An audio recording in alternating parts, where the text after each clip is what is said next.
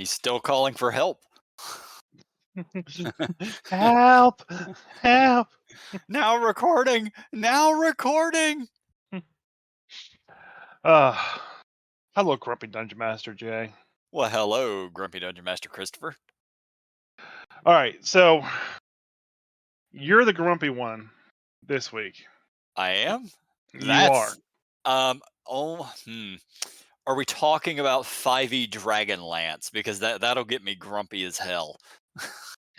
No, we're talking about how your initiative is such shit you don't get to do any turns in Baldur's Gate 3. It's gotten pretty. It's not even that my initiative is shit. I could still, even if I went first, I'm going to take my turn. I'm going to do one thing. I'm going to then pass the turn, and then you're going to take 5 actions. Yeah, I mean, it just shows you how. To be honest, if you take a step back and think about the designers of 5e and how simple the system is, they really did kind of design on the razor's edge of just dumb mechanics that would just break the game entirely. Okay, and so what we're speaking of in kind of like specific terms is like for the rogue, fast hands in 5e basic, 5e normal. All it does is let you kind of have like a free object interaction.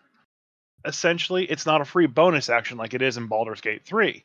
Obviously, they just did it for Baldur's Gate 3 because they had to do something to make it more video gamey. But just in doing that, giving someone 2 bonus actions in a turn just like utterly breaks most of the game. Even and now, if it was just that one thing, that right. means that wouldn't be terrible nor game breaking. It's really good. But then when you add on top of it the bloodlust elixir, which is not a thing in 5e at all. Yeah. And for those who haven't played the game, the bloodlust elixir, if you kill an enemy, you get another action. Yeah. I don't know if it stacks for multiple times, but the first guy No, you kill, just one. yeah.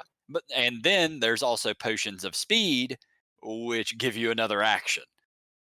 Yeah, they're like haste in a bottle for like 3 turns. And fights hardly last 3 turns. So if you're playing a decent level character in that game, especially if you're melee, but I'm certain as a caster it's very broken because it does let you cast spells. Like there's no issue with you casting 2 6th level spells. Right. I mean, so like I was playing around a little bit a while ago, and I was using Gale, the wizard, the default wizard that you get. And at the end of the game, you're able to pick up Disintegrate as a spell. It's hidden away, but we were able to find it. And when you learn it, you can use a 6th level slot to cast Disintegrate. Well, he also has an ability, being an enchantment mage, an enchantment wizard, that lets him use an ability without spending an action, or cast an ability without spending an action. It just uses up this thing that happens once per long rest. So essentially, you could like disintegrate somebody, and then with your bonus action, use this and disintegrate another person. So that's 2 disintegrates. That's essentially 100 force damage right there. Yeah, beginning of a round. Yeah, the damage range is from 60 to 100. Yeah. So it's just being able to again. So when I play a lot of Adventures League, people will like Misty Step away, and then they'll cast like a spell, and I'll be like, well, is that an ability or is that a leveled spell? And they're like, oh, it's just a leveled spell. It's Misty Step. I'm like, okay. And then they try to cast like, magic missiles or something. I'm like, no, you can't do that. I do it all the fucking time. You're not allowed to. But like in Baldur's Gate, you can cast leveled bonus action spells and leveled spells at the same time. Yeah, there's no restrictions on that, which is just weird. And I'm gonna be honest, and I've said it enough times on here, but that's a rule I've never agreed with. I still hate that rule, and it doesn't make sense to me. The fact that if you're doing a bonus action spell, I don't think it should matter what the level is, because 99 every bonus action spell I can think of does nothing except you get to move. Yeah, they don't really do anything. So I mean, it shouldn't it's matter if you do that and then cast Fireball.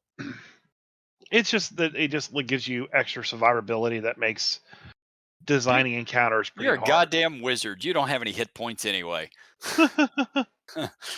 That's true. But it even goes beyond that too. Just like initiative, for example, um, initiative in that game for whatever reason, initiative is rolled with a D4 instead of a D20. Yeah. Which Okay. I still don't understand how I'm ending up near the bottom of initiative every time with Well, my modifiers. as like as a barbarian and like the rogue, You're gonna go first, yeah, but I should be like right. right there with you or right after you, not at the bottom after all the bad guys have gone. Well, they all use a D4 too, and they add your dex to that, and then any other modifiers you have that stack on top of that. It really creates this weird disparity, like where people are going the same time no matter what, because that D4 doesn't matter. What matters is your base hardline initiative bonus. Yep. And I think mine at one point in time when I was goofing off with you, and I wasn't giving you the bow that gave you +3 to initiative. I was sitting at what, a +12 initiative? Yeah. Like I was going first no matter what. I could lose a couple items and still be going first no matter what. But it just again it goes back to like they put a lot of thought into D&D, and I really hope that they're giving it the same thought and consideration for D and Done. Um, it, through all the shit and through all the crap we've given them, through all the crap that Hasbro has been doing, I really hope that they are trying their best. I picked up the Dungeons and Dragons Legends and Lore book Right. recently. Yeah, you told me about it last week. Yeah, and I was able to go through and read through one chapter, just like the prelude. I only have like a little bit of time to read when I take my daughter to dance class. Mhm. And essentially, what it was going through, it was kind of talking about D&D next and poor the how poor 4th edition was when it came to sales, and just how great 5th edition was when it came to sales, and how 5th edition revitalized and rejuvenated an industry that they thought was dead. And it's kind of fantastic to see how well it's grown this past like 10 years. And I was looking through the book and kind of like reading the specific stuff that they were doing, how they were going out to play and going out and talking to players and getting their advice and actually hosting conventions and just playtesting the system Mhm. and making it better. And they brought up like when Advantage was created and how that was created, and they were talking about how some of the classes were changed and how they took a lot from 4th edition, but also took a lot from 3rd and a lot from 2nd, They and didn't take kind of they took almost nothing from 3rd. well, Like regardless, feats um, feats still existing. Sure, okay, that you could say that's from 3rd. I guess the prestige class or subclass is still kind of a carryover, but they didn't really utilize anything else beyond that. um, but regardless, right now we're going through a playtest for D and Done I love how you 5.5. I love how you're hopeful, but you're still calling it just D and done. You're still shitting all over it.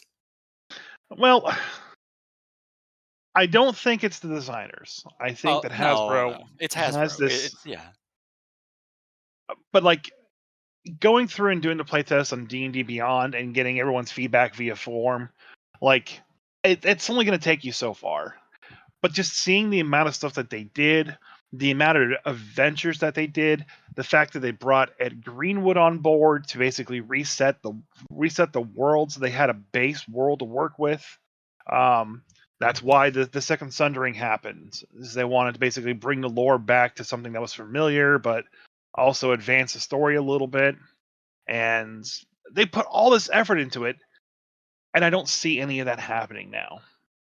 I mean, they're putting out YouTube videos. Um, the interviewer is a great interviewer. The people they're talking to definitely sound like they know what they're talking about. But like the hands-onness that they had before just seems to be gone. Like they've moved entirely to fucking Twitter and D&D Beyond stupid form to get all of their info on how things are going to work.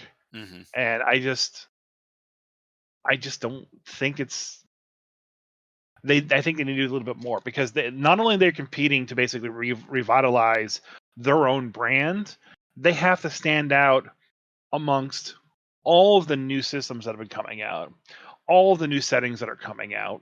Okay, they've done a terrible obviously 5e is massive, but they've done a terrible job at maintaining they've definitely done a terrible job at maintaining the old player base, and as far as they've done great at bringing in new people though. So like I don't really think it's going to hurt them either way. As long as 5.5 is the equivalent of what 5.0 was, make a few changes, I think they'll do all right. But their sales are definitely going to sort of dwindle just because they're not fucking releasing anything.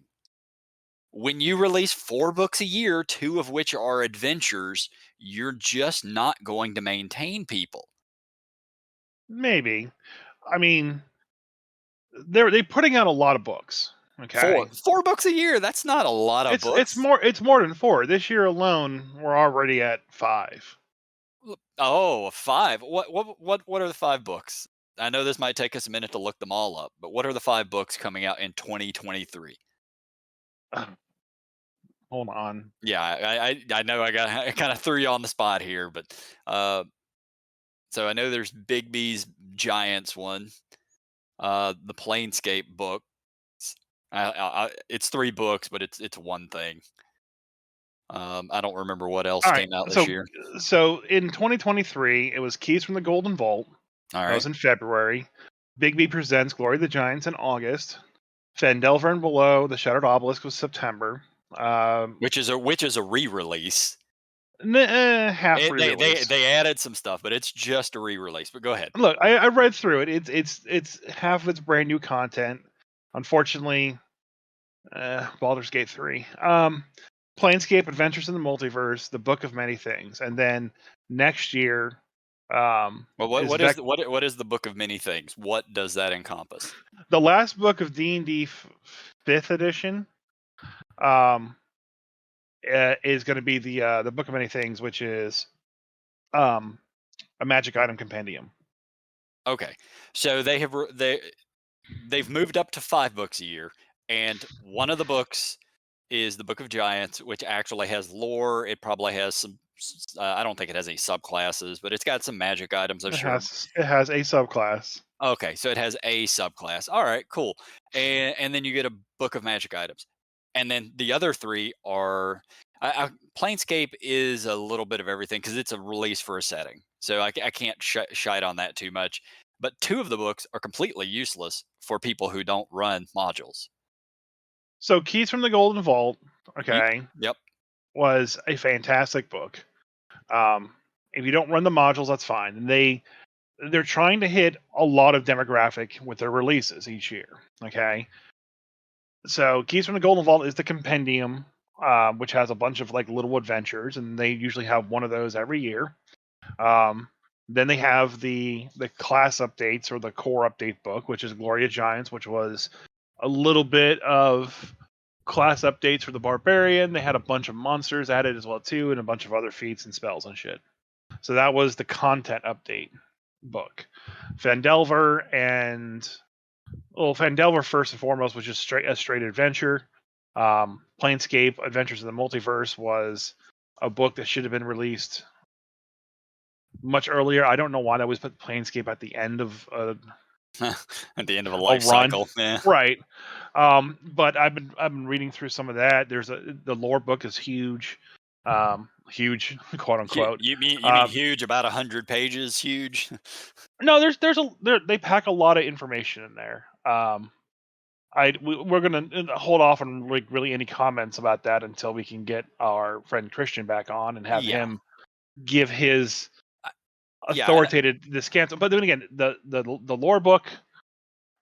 The thing with the Planescape book, unlike the Spelljammer books that were like mini books, the Planescape books are actually full-size kind of books. So I think it's around 350 pages when the normal book's around 200-ish. So, I had heard it was way smaller than that, but I don't have the book, so I don't know. I mean, I'd say get up and get it and look, but it doesn't really matter that much. it doesn't really matter. And then we have another Book of Many Things, which is another content update book. So I have like my thought on that book. If it's 300 pages or 250 or even 200, and I'm sure it's chock full of lore, which is fantastic. I'm never going to be down on that. But also, I hope that it's full of new magic items. I hope that it's full of spells that are actually specifically useful within that Planescape setting. I hope that there are multiple subclasses that are useful within that Planescape setting. well, because I was lucky enough to get the books a week early, I will go through a couple things. This is as a high overview of what it has. Okay. Yep. Starting off with the backgrounds, it has two backgrounds. Okay. Gate Warden and Planar Philosopher. Okay. And then they have all these things with the factions and getting sigils based on the factions and whatnot. So there's quite a bit when it comes to building an extra more background character. It also states that if you choose a background that doesn't provide you a feat, you get skilled or toughed as a bonus feat for this setting. Okay. Okay. So when it comes to the feats, all the feats honestly you need to be one of the two backgrounds that they have to enjoy the feats. So you have Scion of the Outer Planes, which essentially kind of like attaches you to one of the planes, and then from there you can become different types of. There's another feat then at level 4 that kind of like lets you focus more on that like plane that you're a part of, Right. and Yeah. like do more damage or have special abilities for things. Again, Okay. See, we'll wait that's for cool. That's cool. we'll I wait like for that. the more specific stuff later. Yeah. But of course, Misty Step is a thing that everybody gets now. Everyone just gets Misty Step. Well, one of Outland's Envoy is you get ability score increase, and you get Misty Step, and you get Tongues. Okay. So, but and then the other feat chain is for the other background that lets you kind of go on from there. So there's just 2 feats. No, so you choose the background and you get Scion on the Outer Planes with Okay. the background, and then there's 1, 2, 3, 4, 5, 6 different feats that go along with that. Yeah. And I'm glad that they added some backgrounds. I figured they would, but Yeah, at the same time I'm very disappointed. There's only 2. Why are there not 6 or 8 or 10? You know, it, right. I mean, I agree. I mean, comparing like the Spelljammer book to the second edition Spelljammer book, it's like it's it's a a joke. huge amount of Yeah. difference. But Yeah. again, too, it's like when it comes to people nowadays reading things, you kind of need to give them just a little bit, or they're going to become overwhelmed. And that's the thing of the new people that are getting into the game. No Hmm. one wants to get a tome of just text and have to read through the whole thing and learn everything. They want bright, nice, small, bite-sized pieces to work with, Yeah. and then build Fucking from there. goddamn TikTok generation. Yeah. So the spells, there's only 2 spells. There's Gate Seal and Warp Sense. Gate Seal essentially makes it so you can seal a gate, obviously. And Warp Sense, for the duration when you cast a spell, you sense the presence of portals, even inactive ones, within 30 feet of you, which I guess is probably pretty important in a place that's just made of portals. Yeah. For magic items, there's 3. Ooh, a whopping 3. A whopping 3, yeah. There's the Mimir, which is like the floating Yeah, and the Mimir's mechanical not, it's not even skeleton. that's not even a magic item. It's like it's a database. Like it's just a walking library. Well, floating skull library. Sure, yeah. Um, but it gets legend lore and a few other things, and um, then you get a portal compass that basically points to where a portal is. And then you get a sensory stone, which as an action, you or a willing creature you designate can touch the stone and experience the sensation as if it happened to the designated creature. And you can record sensations or siphon sensations. All right. It's a thing. So those are all the cool character options. And then chapter 2 is basically all about Sigil, and there's a page about the Lady of Pain, and a bunch of maps. Chapter 3 is all about Outland and everything that goes along with that, and that's the entire content catalog of that book. Sure. Yeah. And it's pretty substantial. I was trying to read it today and got through the character options as far as I could get. And I know the bestiary is around 100 pages. Yeah, And each book is about that's 100 fine. pages. Oh, okay. So the one you were just talking about, I thought that was 300. So it's about 100. Yeah, it's about 100 pages per book, and there's 3 books. So the Okay. adventure is about 100 So pages. that's what I was saying. Okay. Initially, I was saying it's about 100 pages, and then you said it's about 300, and I was very confused. Be confused. It's a good book. Like, so far, everything. I don't have any issues with it. I like the monsters they added to it, but I guess a lot of those monsters are repeats from previous Planescape things, just Well, updated for 5e. sure, and that's what I would expect. That's what it needs to be. The adventure's kind of weird. Essentially, the idea of the adventure is that a glitch happens in Outland/Sigil, okay? Hmm. And things get kind of reset. I actually listened to a video on this earlier about it. Okay. But go ahead. So Yeah, you can talk about it. It's fine. so a glitch happens, everyone kind of gets reset. So your heroes are people who existed in Outland/Sigil for a while, and now you're back to level 1 with none of your abilities because of amnesia or whatever. And your characters basically have to go through a storyline to kind of basically find out what happened with this glitch and resolve the problem. So you kind of play through the game. You go from levels 1 to 8, I believe, and Hmm. then that's when you restore your abilities and your memories, and then you're back to level 15 or something like that, and you solve the problem fully. I'm being vague because I don't want to give spoilers away in case Right. people Yeah. want to Yeah. play, but I guess that's how they kind of got around, hey, Planescape really hasn't been updated since 2nd edition or 3rd edition, whatever. Yeah. And we kind of mess with the factions too much. So, well, everyone's gonna. This is gonna. The glitch happened. So it seems neat. It seems like an interesting adventure. Am I gonna run it? No. I think that anyone who knows a lot about the Planescape and Outlands could run this, and I think it would be a nice introduction for people like me who don't know anything about the Planescape, Mhm. because again, these characters don't know anything about the Planescape. Place they lived all their lives. It should be familiar, but it's not. So Yeah, it's a way. that's an interesting way to bring in Yeah. new So people to the setting. So yeah. I really think that the adventure is very well written from that standpoint. It will Yeah. help a lot of people Yeah. become familiar to the setting who is not.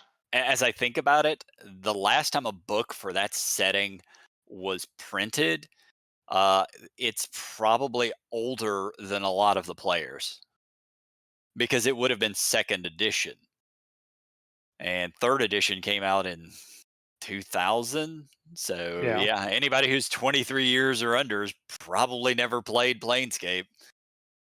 So I think they definitely found a good way of handling the book and the setting, because the setting, while it's very familiar feeling, it's kind of crazy. Like, all the artwork, which again, the artwork is fantastic. I know they brought back, I guess, the original artist to do Yeah, everything. yeah, Tony Dieterlezy. Um, but you have a lot of Githyanki and Hmm. Celestials and Fiends and Slod just running around doing things, and you're talking CR5 plus monsters, and oh yeah, you start at level 1. Yeah, Like good luck. effing how?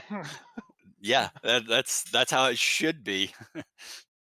So it definitely seems really kind of cool from that point. It definitely is. This is not a beginner's um, module or setting. Um, but then again, like I kind of have to ask a question too, like with the Spelljammer stuff in particular, like at what point in time is them are they just reprinting material that exists? Okay, so with the Planescape book, it's been a long time, and I'm not sure how much of this is new or different or changed. We'll wait on that when Christian shows up. Right. But like for Spelljammer, the Spelljammer books were a very good, brief introductory course to spelljamming. Yeah. So, granted, nothing else is like fifth edition based, but I can still, and I did, buy the second edition core Spelljammer book and kind of saw like, oh, awesome! Here's how everything else works. Yeah. All the other information that was not in the 5e book, Right. which was a substantial amount. Right. Yeah, it was. It was. So why can't they just republish that? Take out the game mechanics part on the books. Mhm. Say, hey, we've pared down this book, took out the game mechanics that no longer matter, but we didn't update it for the new game mechanics because that takes effort. And I mean, here's the book. Here's the lore book. essentially they did. It's called print on demand, which is exactly what you did to get access to that book. I guess. You know, like that. I couldn't see them straight up doing reprints of all the lore from all of the previous books and then trying to release that to the masses because that's a waste of money. Doing it as a print on demand, that's the smart way to do something like that. Uh, Fair enough. yeah, like now to creating new lore and new stuff, updating the settings. That's what they should be focusing on. With Pathfinder, at least, or not. Sorry, not Pathfinder, but with Planescape, it does make sense for them to release like they've done recently. The one big thing of here's the monsters updated for 5e. Here's the lore with the minor updates or whatever major updates have happened in the setting, and we can go from there because it's been 20 something years. Yeah. And I'm curious as to like I know that they've done a lot and pulled everything kind of in house for right now because they're redesigning the system. Hmm. Um, but they're going to continue branding everything as fifth edition. Okay. Um, it would be best for them to basically find out what settings people are actually playing and release a bunch of lore books for those. Yeah. Um, I don't know if this book is going to basically sell well or not right now. I don't feel that it will, not for any faults of the book, but just because of timing. Timing Okay. is, yeah, the timing is terrible on it. In general, D&D sales have, I mean, we've looked, they've been consistently going down for the past couple of years. And it's also if they're releasing it as an individual books, then maybe, but they're going to release it as a whole set. So you're going to be paying up for that. What is it, 150-ish bucks or something, I'd guess? It was 90 for this, Okay. and the price was actually pretty good. So this 3 box set with the DM screen, which is a fairly good Planescape DM screen. Oh, that's right. They're Um, 100. Yeah, I forgot they're 100 pages a piece. So yeah, in that $100 range should yeah, be I also got the digital code for D&D Beyond. sure. So all things considered, $90 was a really good price point, I think, for this box set plus the digital release. Yeah, but Um, that's also a thing that either collectors or specifically DMs are going to buy. It's not because there isn't any real stuff for players to pull from it. They're not going to right. really buy it. So And that's why I think that the way they were handling in fourth is still better, where they have the soft cover adventure modules coming out on a oh yeah, bi-monthly basis yeah. with one campaign setting book and one character setting book. And if for like the smaller settings, the smaller campaign editions, you could roll it in one. Mhm. Um, but like I much prefer that way of making the books. Now, Yeah, they having the player's handbook 1, 2, and 3 was neat. We don't really have that anymore. We just have the of everything books, yeah. and that's fine. That's I, what I I essentially I those like are. those, but one thing that they could do that they honestly they should do, and Pathfinder makes a goddamn killing doing this, is releasing the hardbound books, releasing them in smaller paperback versions. Um, Like they have the hardback bestiary that Pathfinder does for like $50. I just bought the $30 small. It's smaller, it's more compact, and it's just paperback because that's all I really need. so I know when we talked to David last week, I kind of looked into this a little bit more as well too. Mhm. Paperback doesn't sell that well. The hardbacks are generally going to sell better for sure. Yeah. Uh, I mean, he said it, and I believe it. But at the same time, if you're trying to sell, you, I don't know. I think it's a use issue. If I'm wanting to buy something to collect or just to look awesome, yeah, I'm gonna buy the hardback. But if I'm just buying a bestiary or a player's handbook, because that player's handbook's gonna get a lot of wear, I'd rather just have a smaller, compact version I can hand out to here players. You guys fuck this one up. I mean, maybe if there's a draw, I'm sure they have the actual numbers there for that on the Wotc side. But I'm not sure. Like, I wouldn't buy the soft cover or anything. I would. I would buy it every single time. Well, maybe in Alabama you need it because you got to feed the goats. But here in Charleston, we demand our hardcover book. Yeah, that's what it should be an option. I think that you don't want to make as many of them as the hardbacks, but they're absolutely a market for it. I mean, Pathfinder's been doing it. People continue to buy it. Yeah, I guess it comes down to like what are the sales numbers for that, and like I know Dungeon Crawl Classics is everything is soft cover. It seems. Well, the core book is a giant ass hardcover book. Yeah. I don't think they have a paperback version of it, but all of the modules are just they're like Yeah. what you're talking about, the 4E ones, just the sort of paper ones. Yeah. The modules for you were the best part because like it came like in a little folder. Okay. It had the, like the name and the level number on the spine, Yep. and then it had the like two module soft cover things in there, and it came with maps. Yeah, and That that's you the needed same. for the modules. Like That's that the was same. Yeah, they've been doing it that way since first edition. Like it like that works was great. perfect. Like they need to bring that back. Yeah, you could charge 20 to $25 a pop on every one of those, and people will buy them.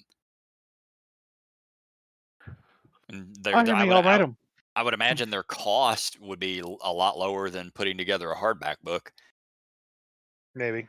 Yeah, like I don't have the numbers, but you're talking about a much smaller paper edition of things. So So I don't know. The Planescape book is pretty good so far. I've liked it, what I've read, and I'm looking forward to talking with Christian when it actually comes out. yeah, might take a couple of weeks, I'd imagine, because I know he's going to be looking for it later this week, but then he's going to need a week or something to actually look through it. So, which means we'll have to have another topic for next week. We'll come back to Planescape. We'll come back to Planescape. Um, the one cool monster that they brought back, and everyone's been like, "Oh, I can't wait to play this one. I can't wait to see this one's stats." Well, I got its stats right here. What is the monster? The Ancient Time Dragon. Oh Lord! All right. If you could hear me rolling my eyes right now, What, you don't like Ancient Time Dragons? no. Why not? And I won't say don't do anything with time. I mean, hell, I'm running a plot line, a storyline that it's sort of time based, but it's so easy to fuck that up. And honestly, Well, this screams of some 11-year-old DM who's like, man, it'd be fucking awesome. Time dragons. It'd be more awesome. Ancient time dragons. Like that's what this screams of to me. well, let me read you what its stats are and what it does before you make that claim. Okay. Oh, I've already made that claim, and I stand by it. Even it has awesome stats. Well, let's bring to the question whether or not time is something that it actually does. Oh, probably not. Being that maybe time stop, and that's time stop slow. Are there any other time spells in 5e? Not All likely. right. So let's start with the Dread Time Dragon's lair. Okay. All right. Time Dragon often lair in the ruins of ancient civilizations or temples of dead gods and do their utmost to preserve these historical sites. A Time Dragon's insatiable desire for knowledge means it's likely to have more than one such lair. Challenge rate increases by 1 um, when encountered in its lair. Lair actions. On initiative of 20, the lair actions occur. Temporal Fling. The dragon attempts to fling a creature it can see within 60 feet of itself forward in time. The target must make a DC 18 Wisdom saving throw or take 4d12 psychic damage and move 1 round forward in time. A target move forward in time vanishes for the duration. When the effect ends, the target reappears in the space it left or an unoccupied space nearest to the space if it occupied. So All it right. basically just blips you out for a round. Yep. Okay. Temporal lag. The dragon slows time for each adventure within 60 feet of itself. Until the next lair action, the affected creature can move or take an action on its turn, not both. Yeah. AKA slow. Slow. Yeah. It also can't take bonus actions. There's no AC reduction. Time divergence. The dragon chooses a space it can fit into within its lair. The dragon exists simultaneously in its space and the chosen space until the next lair action. Whenever it moves or takes an action, the dragon chooses which version is moving or acting. If an effect or attack can target both dragons' spaces at the same time, the dragon is affected only once.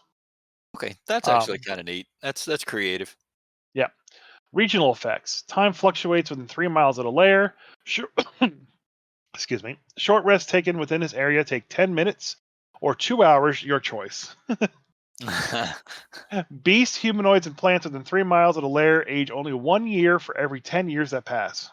Or do they age 100 years for every 10 years that pass? No, I read what I read. Just saying. Just saying. So the ancient time dragon. Um, there's not much when it comes to the background of them. They just seek to harness the sleek dragon harness the powers of time to manipulate the past, present, and future. Time dragon wormlings are born with shining scales and have horns that are barely more than nubs.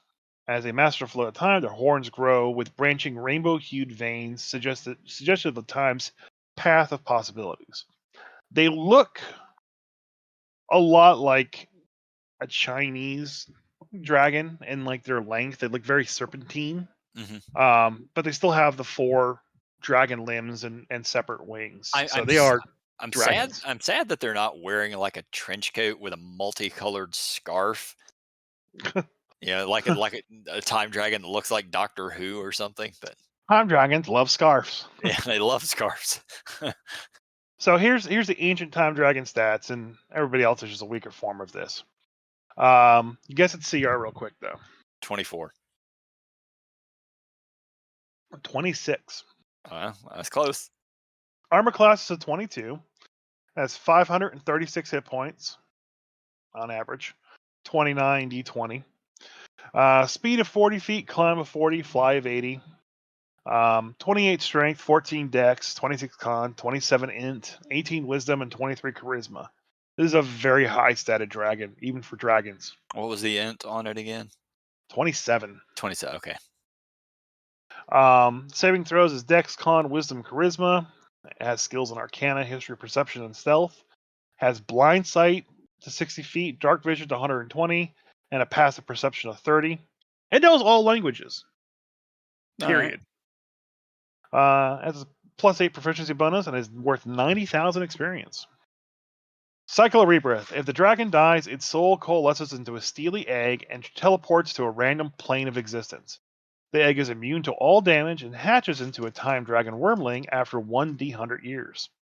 The dragon retains all memories and knowledge it gained in its previous life. That's how it knows all languages. It has 5 legendary resists.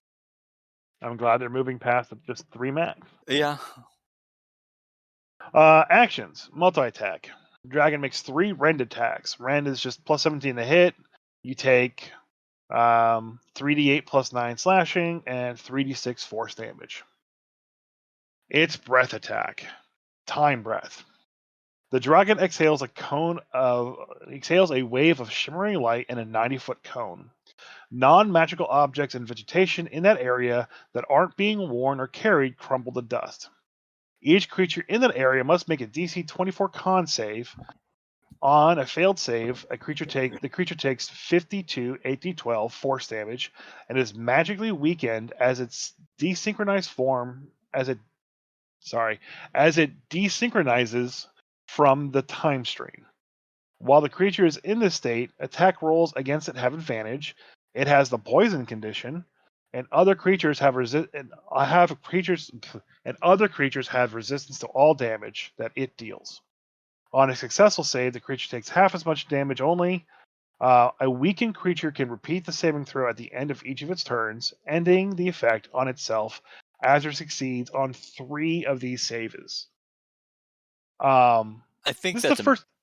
This is the first time that like effect outside of petrification needs 3 saves to not. Well, I guess petrification is 3 fails and you're petrified, but this one you have to pass it 3 times to no longer have that effect. yeah, that's interesting. My brain is still on the fact why I don't know why they did that. If it was me, I would have said this breath weapon ages you like 100 years, which to some characters is nothing, and to other characters is pretty much death. Yeah. And also time gate once a day. The dragon conjures a 20-foot diameter circular portal in space between its horns, or in an unoccupied space it can see. The portal links a precise location on any plane of existence at a point in time up to 8,000 years from the present, whether past or future. The portal lasts for 24 hours or until the dragon's concentration ends.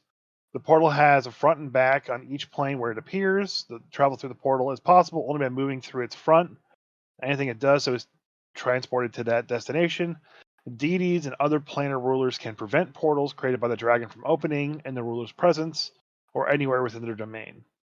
It has 3 reactions that it can make, but these are not legendary actions. Okay. hmm Um, it can. Can it just take 3 reactions in a round, or? Hold on. It says reactions. The dragon can take up to 3 reactions per round, but only 1 per turn. Oh, okay. So yeah, so it can't Those react those are to. legendary reactions then. Yeah, they're just not calling it legendary reactions. Why? Oh, whatever. So it can do the rend attack. If it gets hit, it can do a rend attack. No, oh, I see why. So they are reactions. It has If triggers to it.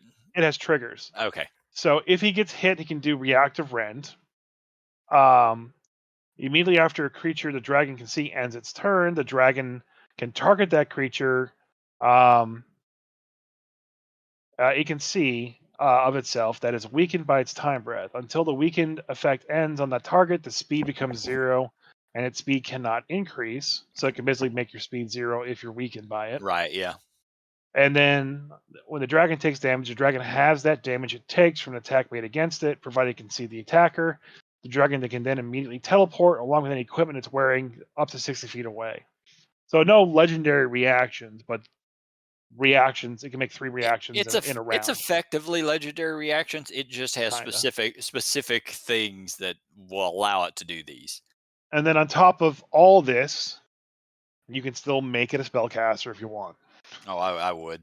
Um, so let's talk about the breath weapon real quick because it does damage. It does all this other effects. And my immediate thought with that was, why doesn't it just age them 100 years, potentially causing death? And that's something I think that they really need to get the hell over. I understand the game being balanced, but you're talking a CR 26 monster. So that means any players messing with this thing trying to fight it are epic level, when you are epic level, death should absolutely be on the line. It it should be a reality. Monsters at that level of CR should have the ability to just straight up kill a player or kill a character. Yeah. Not just do 60 damage, not just put status effects. No, just death. Just straight up kill this character. Well, that goes back to the problem that I have with 5e, where everything is just a spell effect. Hmm. So in this case, they're basically requiring you to give it spell levels, okay, Yeah. to give it that effect. Basically, give it finger of death, so it can Yeah. have that instant kills. I don't like that. I don't like that in 5e. I'd rather the monsters have cooler abilities that do these things instead of just giving it spell slots. I Yeah. hate when things just get spell slots to basically be abilities. That's what I Yeah. don't like with the new Bastion changes from the new rule set. They're just, oh, cool. You get a Bastion. You can do these things. You can build a observatory, and now you get identify spell once a day. Right. Yeah. Ooh, Yeah. That's not very. It's not creative. There's no thought behind it. It's just let's give it a spell effect.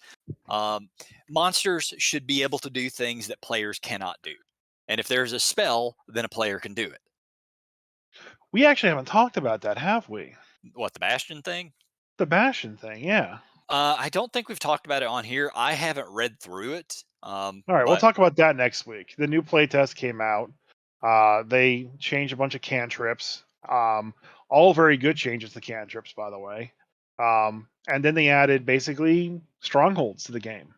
yeah, that's right. Um, Yeah, that's right. Because we were talking about it with our friends the other night, but we yeah. haven't actually talked about it on here. The general feel that I have is that congrats, strongholds are a really big part of D&D. They have been for years, Yep. but Matt Cofield already put out the better book for that Yeah. a while ago. Yeah, that came out like 2 or 3 years ago. Yeah. I don't remember what, Strongholds and something or other, uh, but yeah, I'm glad that they're adding it. At least it'll be something official. But it's probably not going to be what's as good as what's already out there. Yeah. How dare you put out new content? It's already out Yeah. there. I'm not going to bitch about them putting out new content. If they want to release 10 books a year, I'll be perfectly goddamn happy as long as they're not all modules. But I like modules. I want them to release modules too, because I know there are a lot of people who really, really enjoy modules. I just would like more books per year that I would give a shit about. Because that is what has made me leave 5e is there's just no content for me. There's nothing coming out that's official that I'm interested in. You're not excited for the Vecna adventure? No, because it's a fucking adventure. I don't care about adventures. I never use them ever. I But have Vecna, I don't give a fuck about Vecna. I've never why run not? anything. I've never run anything with Vecna in it. Hell, He I've killed never. 11. I've yeah, we've talked about it for sure on here, but that's one of the major things that made 5e what it is that show and Critical Role. It probably wouldn't be much bigger than third edition if it wasn't for those two things hitting at the same time and then COVID coming in. Nah, I I'm actually quite curious as to when Critical Role comes out with their system. Oh, Uh, Daggerheart, yeah. Not Daggerheart, the other one. I thought it was Daggerheart. That's Well, they're the coming out with two. One is a well. direct competitor. There's Atlas Obscura and then Daggerheart. I'm fairly sure that was the two they were working with. Whatever. They're not the same thing, however. And like Daggerheart, I've looked. Somebody got a hold of some of the rules for it. I kind of went looked at it, and I have less interest in it now. Like I saw the artwork, and to me, it all looked like 5e artwork. Not the biggest deal, but that's Man, you just. just you just hung up on that. Oh, dude, you have no idea. I see things and it either pulls me or it doesn't. Artwork is very important to me with a setting. But then it was more of I heard a bit more about the system and it's more, I don't want to say it's narrative driven, but it's what's referred to often as a yes and system. And those don't register with me. Right. So that's the one you don't want. The other one's supposed to be a D20 system. That was the D20 system. Oh, was it? Yeah. The thing I'll have to find the video again and send it to you so we can actually talk about it more properly in depth. I was partly paying attention, so uh, systems like that, they're confusing to me because you will do a thing and depending on, yeah, because it had a fear die and a hope die, and depending upon what those rolled would actually that was the D12 one, so maybe that was the other one. I don't know. The system I'm talking about with the critical role had a hope die and a fear die, and depending on which one came up higher, would affect the encounter. So if I attack and my fear die came up as a higher thing, then something bad would happen, or negative. And if the hope die comes up, then something greater would happen. That is so incredibly subjective, and it really puts the DM on the spot as to figure out what happens. Uh, I've talked about the Dune game that I bought a while back that I was wanting to run, but after reading through the system, it was the same thing. It had that kind of a feel to it where something bad happens if you roll good, or roll bad. Something good happens if you roll good, and that's just really freaking hard for me to wrap my head around. Okay, that makes sense. I Yeah. need to review it myself because I don't mind the narrative system. Like I really like the Fantasy Flight Force and Destiny system, which is narrative driven. hmm But it I've done also I've done narrative systems like vampire and werewolf, but those also have they're a very heavy role play, but they have a solid rules system into place, and it doesn't require the DM to just pull shit out of his ass like that. fair enough. So talking about pulling shit out of my ass, I had the biggest poop today. No, so I wanted to run one final Adventures League module before I stop, quote unquote, running Adventures League at my local game store. I'm tired of there not being any support from the Adventure League community Yep. beyond just run the normal books or them not even Here's the thing. They're not even going so far as to highlight adventures people are publishing on DM's Guild with their own adventure codes. Okay. hmm If they would at least be doing that, I would know that they actually cared about people continuing doing stuff. But they're not. They're probably working on whatever the next system's going to be. Yeah. Okay. And that's fine. I just kind of wish that they would put Old Yeller down and just like, hey, run these next couple and just be done. Can't wait to see you in D and Done League in a little bit. Yep. So there's nothing for Liar's Night this year. So I decided I'm taking it upon myself to run Liar's Night. So I got a bunch of modules that are kind of spooky, kind of creepy, kind of murdery, kind of funny, and I was going to run all throughout this month for Adventures League. I started off with the Candy Goat Massacre, which Yep. I've run before, Yeah, you've told me and about it. it was fantastic. Essentially, it's like a 3 to 4 hour module, and my group completed it in less than an hour. Well, it's an hour and 15 minutes, maybe. Okay. They basically showed up to the farm, saw there's all these things going on, identified the toughest rabbit in the room, walked over there and shot him in the leg. rolled their intimidation at advantage. Then got him to basically speak what he thought the problem was. And he was like, "Oh my god!" Yeah, he used to be an adventurer, and then he took an arrow in the knee. Exactly. Um, so they got info from him. They heard it was this witch that was causing all the problems, and they're like, "All right, we'll go take care of the witch." They go murder Hobo the witch. The witch isn't there, and they look around for clues. They find tracks. They go out there. They find the cave where the tracks led to. They go inside. They find an Ettercap, and they just murdered the shit out of the Ettercap. They didn't ask him a question. Just murdered him. Drug his body back.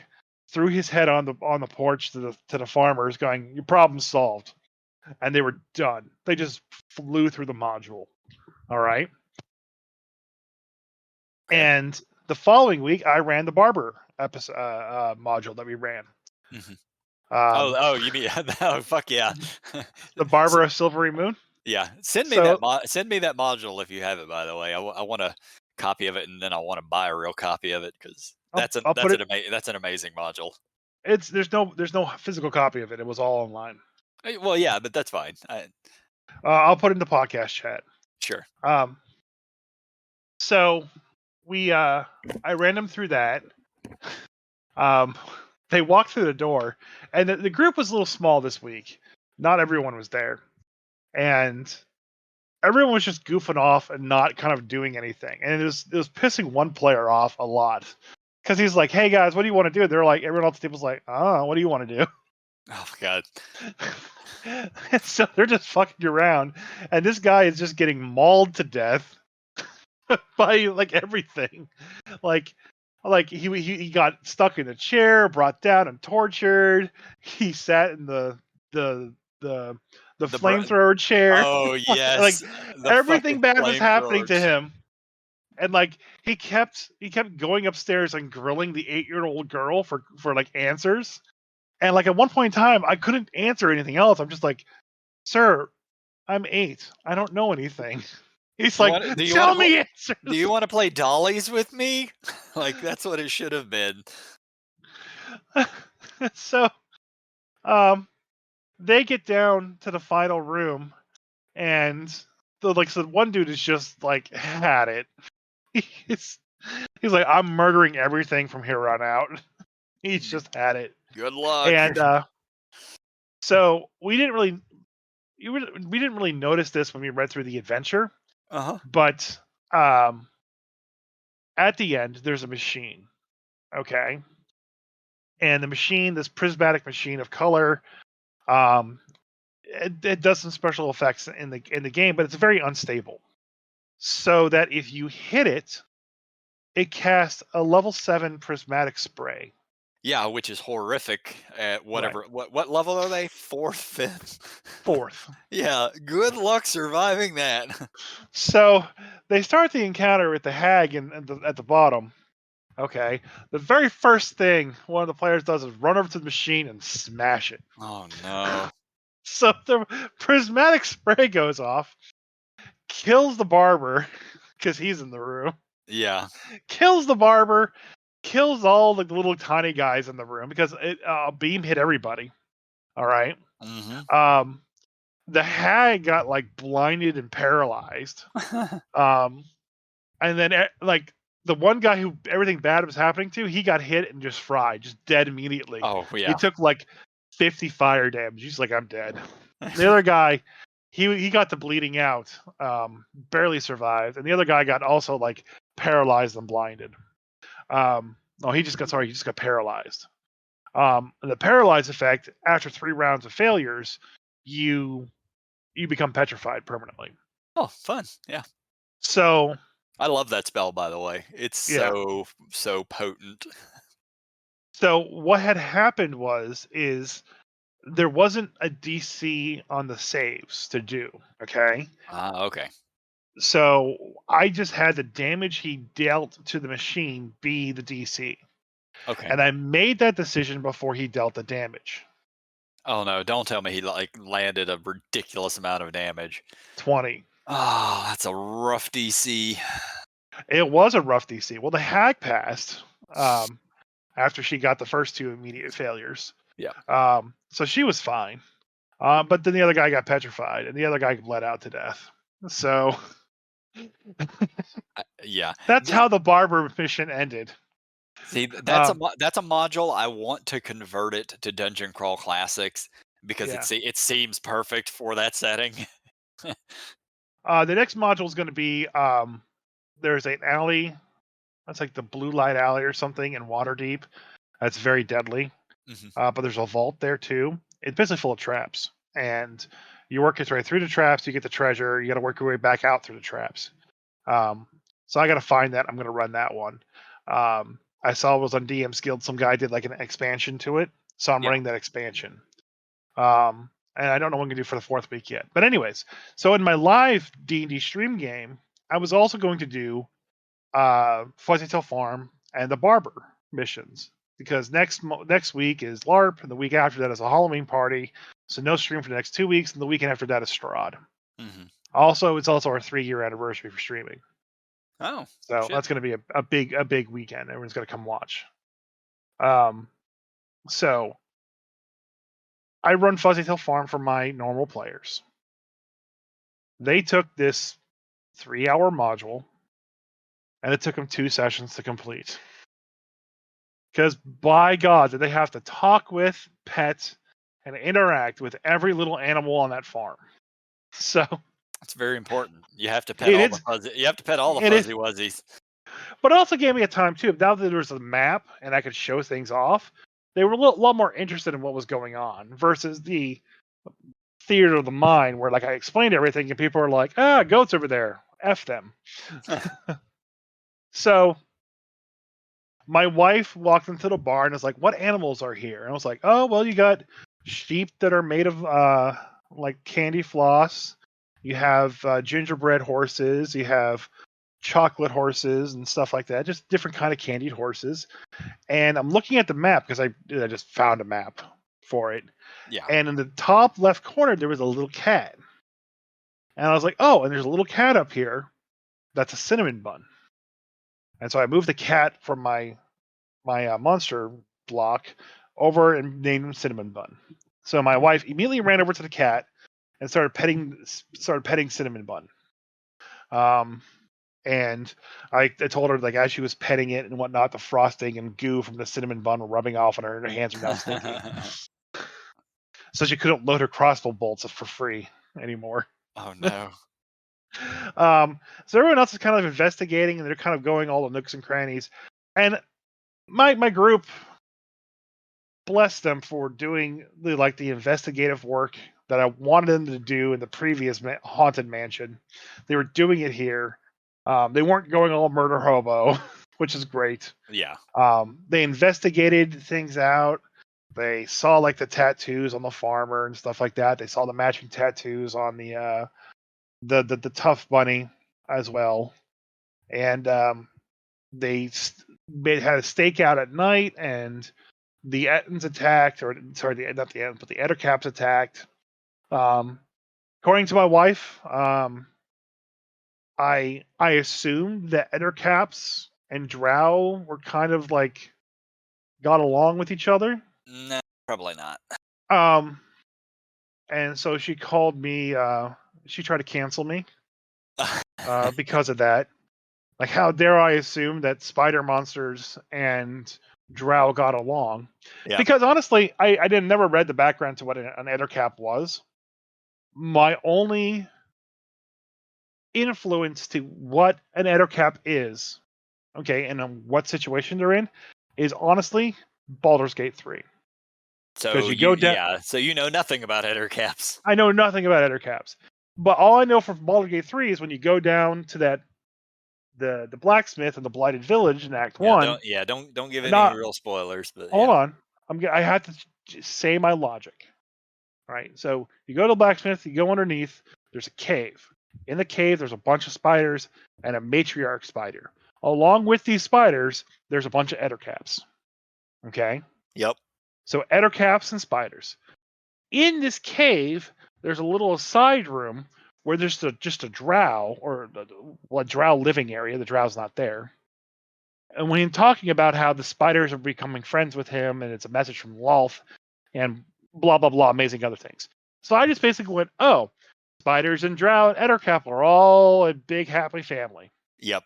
So I had to scale up the Fuzzytail farms for my party, because it's supposed to be a level 3. They're 7. So I had a Drider and 2 Ettercaps attack.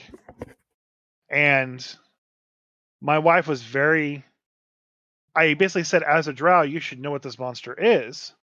And she goes, I do not, as a Drow, know what that monster is.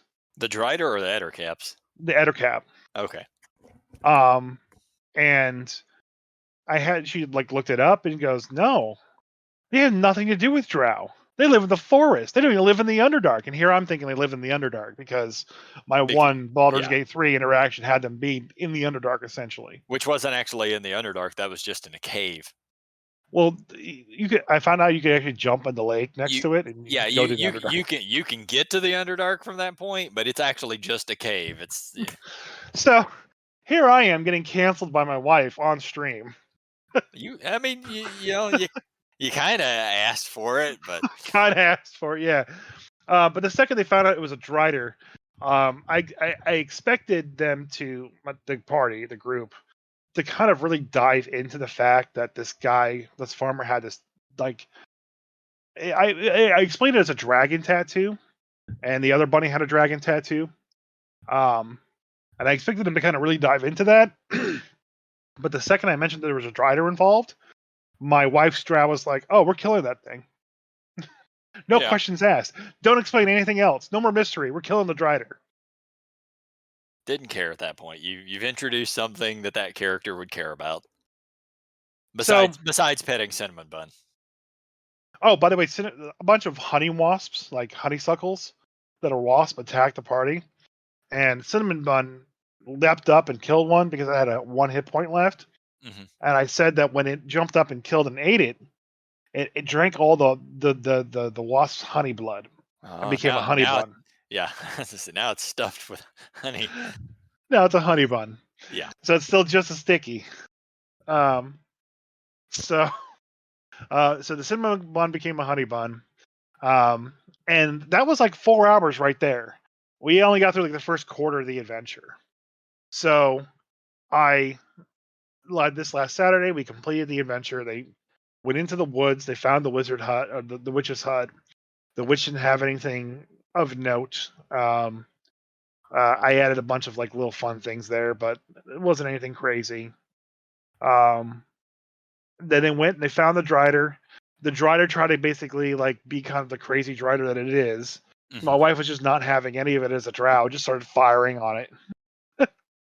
And so they murdered the Drow and they were able to basically establish a candy contract where that farm will send them Fey candy and they could sell it as they want in their hometown. Um, they completely skipped over the fact that this farmer is a mafia boss, and when they found out, they just didn't care. They're like, whatever. they're getting paid. They're getting paid. Yeah, So you're getting fake candy. unfortunately, I won't have time to run them through the barber thing, but it's going to be interesting when that happens. Yeah, I may still do it to them to see what happens. uh, I actually got to run Pathfinder this weekend. Interesting one. So one of my players was able to finally complete his primary trial.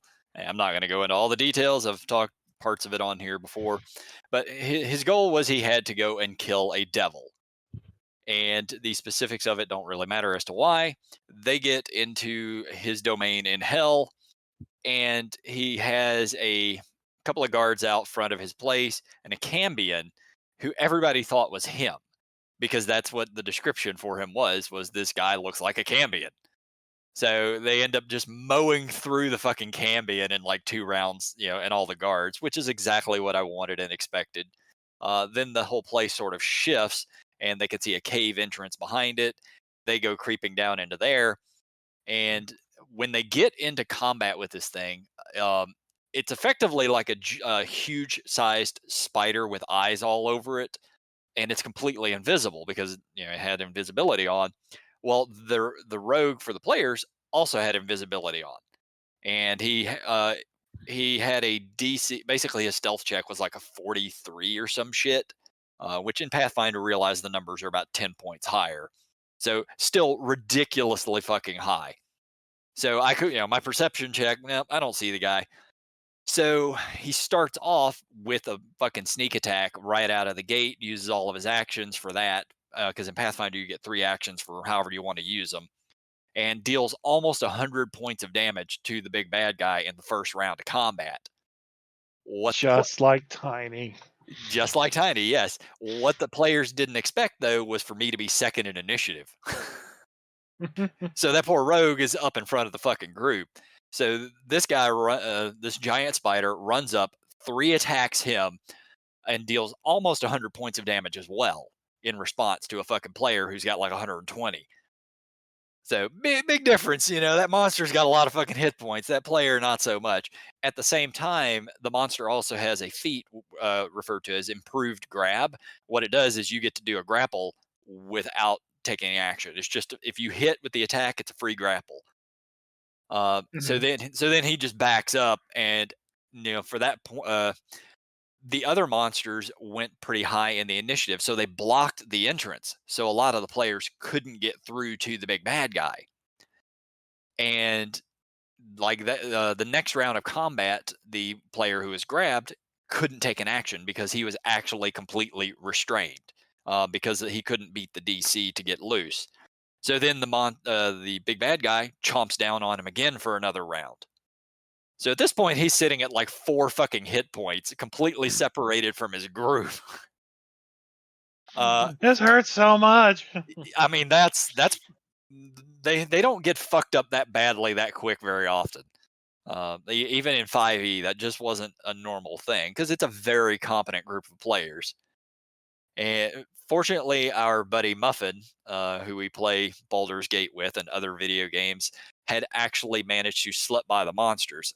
He plays a monk in there, and specifically a grappling monk. So he's actually designed for grappling. But he managed to run over there, use all of his leftover actions and multiple hero points because he used his own hero point, and I think somebody else gave him one to give him rerolls to actually pull the other player out of the fucking grip. Otherwise, he was about to fucking get just squished and dead.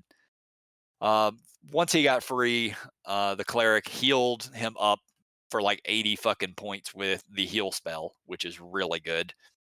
And from that point, things sort of went downhill for me. But yeah, it was one of those encounters where the players felt like it was sufficiently challenging. Because Mhm. experienced players a lot of times, especially in 5e, it's a big problem at that level because they're like 11th level, where they'll just sort of steamroll through shit. This one they weren't able to do that. They actually had to. They got close to death a couple of times, and overall, I thought it was a pretty good encounter. But, Yeah, and don't give them mechanics that they have to think through because they'll get mad at you. hmm, who? Just nothing. Yeah. You got to play monsters by the book. You can't be creative. Oh, my players know better than that shit. I don't play things by the book. Like I actually had the fucking whole thing written up on a index card.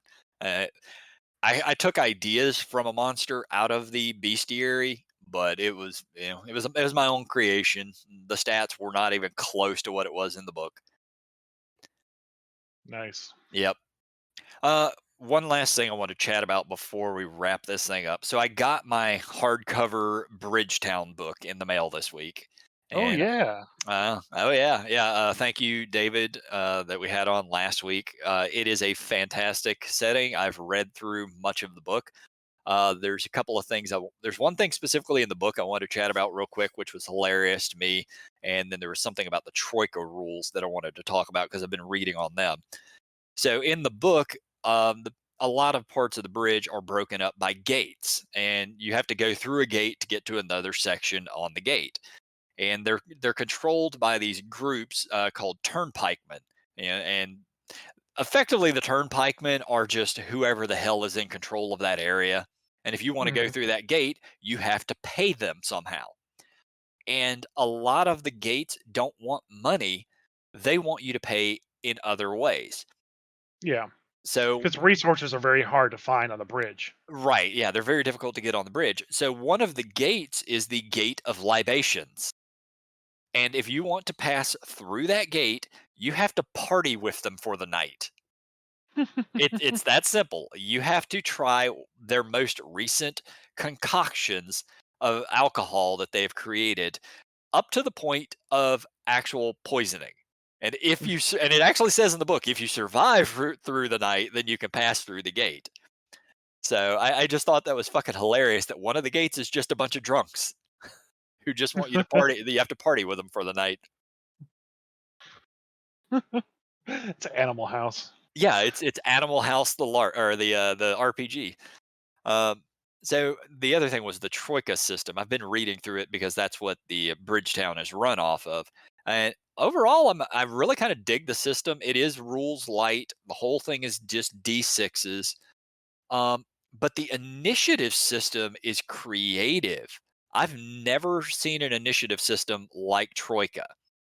And so what it is everybody, rather than rolling dice, you get, they call it a chip. And it could be literal poker chips if you want it, or it could be beads. It could be anything that are the same. Yeah, they have to be the same. That way, if you reach into a bag or something, you can't tell them apart. And everybody gets two chips into the pool, and then you basically you mix them up into a bag and draw from it to see whose turn it is. And there's one chip that's basically end of turn. So if you draw that, that round of combat is completely over, and then you everybody throws their chips back in and you do it again. So Okay. it's kind of a neat system where sometimes you just may not get a turn because the fates were not in your favor. But there are ways to add more chips to make things in your favor. So just starting out, every player will get two chips into the bag. Every monster will get two chips, but it does say if you have a lot of monsters, you can give them one chip apiece. You can adjust the monsters kind of, to how you want to. Yeah. And I would imagine there are probably abilities or items that you can come across that would add another chip for you into the pool, giving you a slightly higher chance of going more often in initiative. Yeah. That sounds kind of neat. Um, Yeah, I love it. I want to I try mean, that. it sounds like an easier to manage second edition where you're Yeah, rolling initiative every round, which I think should be a thing still, but yeah. that's just too much to manage. Well, effectively, you are kind of rolling initiative, but you're not having to adjust initiative. You don't have to write down shit. It's oh, how many chips you got? You got two. Throw them in the bag. Yeah. It's that simple. Like I really wish they would add that to D&D Beyond where I can like every time I go down to like as you kind of click through the encounters, like it counts the rounds and the turns and stuff like that. I wish that like every time you completed a round, it would re-roll everybody's initiative for you. You can't even adjust that to do that. You can adjust it, but that's the point. Is that's too slow to do that. If it just happened where I hit the end person, I hit next and it started a new round. Hmm. If it re-rolled everybody's initiative, I would like that a lot. Um, because sometimes you're higher or lower Yeah, on your reactions to things. yeah, I wish D&D had rules to let me base initiative off things that wasn't dexterity. Like I yeah, know I can as the DM. That's not the issue. Like guards, for example. Guards should not initiative should not be dexterity based. It should be wisdom perception based. yeah. Because they're guarding things, they're looking around and stuff. Like I can even contribute that to the LARP standpoint, as I'm a very large man. If I'm sitting down, I won't be in combat for a little bit. Not unless they come to you. Right. But if I'm standing there at attention and I'm looking around because I'm on guard duty, I'm already ready to go. Dexterity is not an issue. I'm Yep. standing. that's That that's the hard part. that's So, actually that's how Pathfinder does it. Your perception score is actually your initiative. but Um, sometimes it should be the dex. Sometimes it should be perception. let You me know. get to that. In general, perception is your score. Obviously, you still roll the d20, you add your perception to it in Pathfinder. But if you're stealth, you could use stealth. It gives you, there are more variants than just that, but it is Yeah. possible to use other skills as your initiative, depending on what's kind of going on. So D and done. Do that. Yep. You mentioned very briefly about earlier editions of D&D where it does recycle every round, but it's also you go as a group. So it's just Yeah. players, it's just one role for the players, one role for the monsters. So it's not everybody having to figure out new initiative scores unless there's variant rules that let you add in modifiers and stuff based on what weapon types you're using, and that would change it. But otherwise, it's real simple, real quick and clean. Yeah. I just I wish I could toggle it on and off because I could auto roll everybody's initiative and just be done.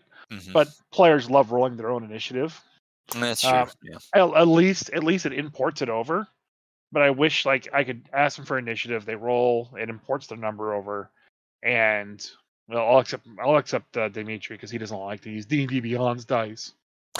Um, and then I just wish when I hit next, it would just reroll everybody's, because sometimes it just sucks always being last, right? As the DM, yes, yes, it does. And as the cleric in Baldur's Gate 3, sometimes it sucks being always last. Well, You don't get a turn. muffins usually last. Usually. Even as the dex-based monk. Yep. Yep. And So, now I took the conversation full circle. yep. Now we are back where we began at, which means it's perfect time to end this podcast. So, thanks for listening, everybody. Bye, Craig. No, nobody's coming to help you.